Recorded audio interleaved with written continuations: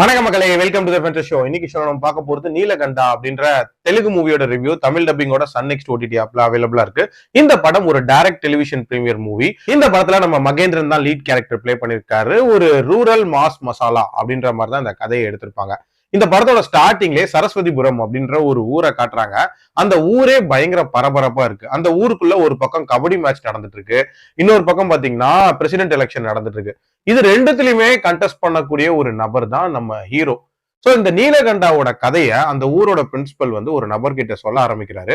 யார் இந்த நீலகண்டா, அவரோட வாழ்க்கையில என்ன மாதிரியான சம்பவங்கள் நடந்தது, எதனால அவர் பிரசிடென்ட் எலெக்ஷன்ல கண்டெஸ்ட் பண்றாரு, இதுக்கப்புறம் அவரோட வாழ்க்கையில நடக்க போற சம்பவங்கள் என்ன அப்படின்ற மாதிரி அவரோட வாழ்க்கை வரலாறு சொல்லக்கூடிய ஒரு படம் தான் இந்த படம். இந்த படத்தை பொறுத்த வரைக்கும் ஸ்டார்டிங்ல அந்த ஸ்கூல் சீக்வன்ஸ் தொடங்கும் போது ஒரு மாதிரி நீட்டா தான் தொடங்குச்சு.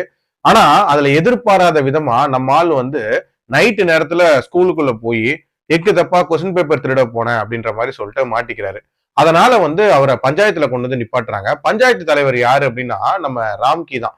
அந்த ஊரோட ஒரு நேர்மை தவறாத பஞ்சாயத்து தலைவர், ஊர் மக்கள் மதிக்கக்கூடிய ஒரு நபர், அப்படி இப்படின்லாம் பில்டப் தராங்க. அவர் என்ன தீர்ப்பு சொல்ல போறாரு அப்படின்னு பார்த்தா, இதுக்கப்புறம் உனக்கு படிப்பே கிடையாது, 30 வயசு வரைக்கும் நீ வந்து வெளியூருக்கே போக கூடாது அப்படின்ற மாதிரியான ஒரு அதிர்ச்சிகரமான தீர்ப்பை தராரு. ஏன்னா இது தற்கொலைத்தனமான ஒரு தீர்ப்பா இருக்கு. ஜெயில கூட வந்து ஜூனியர் ஸ்கூல்ல போட்டு படிக்க வைப்பாங்க, இங்க பார்த்தா படிப்பே இல்லைன்னு சொல்றாங்களே என்ன மாதிரி தோணுச்சு. பட் அதை வரவேற்கக்கூடிய ஒரு தற்கொலை கூட்டம் இருக்கு. இந்த கூட்டத்துக்கு தான் நம்ம ஆள் வந்து பிரசிடென்ட் ஆகணும் அப்படின்னு சொல்லிட்டு ட்ரை பண்றதா தான் மெயின் பிளாட் போகும். அதுவும் அந்த பிரசிடென்ட் ஆகிறதுக்கு நம்ம ஆள் பண்ணக்கூடிய செயல்கள் இருக்கும்ல, அதாவது பெருசா எந்த ஆக்ஷன் எல்லாம் பண்ண மாட்டாரு.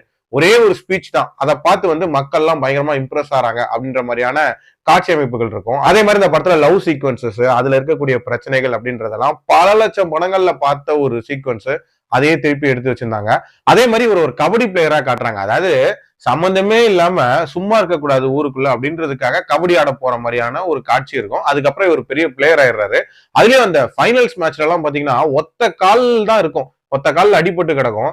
அப்படியும் போய் ரைடு போய் 7 பேர் அவுட் பண்றான் அப்படின்ற மாதிரியான சீக்வன்ஸ் எல்லாம் வைக்கிறாங்க. இதெல்லாம் எந்த லாஜிக்ல வைக்கிறாங்கன்னு சத்தியமா புரியல. ஸ்டார்டிங்ல ஒரு மாதிரி சட்டிலான நடிப்பை தொடங்கக்கூடிய நம்ம மகேந்திரன் போக போக இந்த மஞ்சள் தண்ணி ஊத்தின ஆடு மாதிரி அப்படியே இந்த சிலிர்த்துக்கிட்டு ஒரு பயங்கர பஞ்ச் டைலாக் எல்லாம் பேசி கண்ணாபின்னான்னு நடிச்சு வச்சிருக்காரு. ஓவரால் என்ன பொறுத்த வரைக்கும் கொஞ்சம் கூட ரியாலிட்டிக்கு ஒத்து வராத ஒரு rural action drama. So time இருந்தா ட்ரை பண்ணி பாருங்க. என்னோட ரேட்டிங் 2.1 out of 5. அடல் கண்டென்ட்டை பொறுத்த வரைக்கும் இதுல பெருசாலாம் இல்ல, தாராளமா பார்க்கலாம். மீண்டும் அடுத்த விமர்சனத்தில் சந்திக்கிறேன். நன்றி, வணக்கம்.